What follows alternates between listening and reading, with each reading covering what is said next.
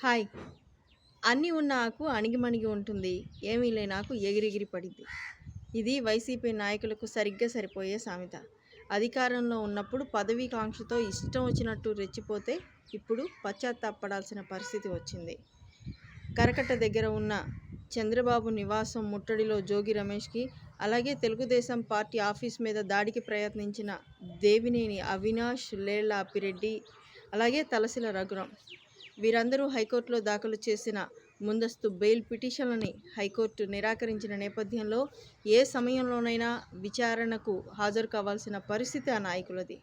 అధికారంలో ఉన్నప్పుడు కన్ను మిన్ను కానక తప్పులు చేస్తే ఇలాంటి పరిస్థితినే ఎదుర్కోవాల్సి వస్తుంది. ఇది కేవలం ఒక వైసీపీ నాయకులకే కాదు, ఏ పార్టీలో ఉన్న నాయకులకైనా సరిగ్గా సరిపోయే సామెత. అధికారంలో ఉన్నప్పుడు తప్పులు చేయడం ఎలా, అధికారం పోయిన తర్వాత చేసిన తప్పులని ప్రాయశ్చిత్తపడ్డం ఎలా?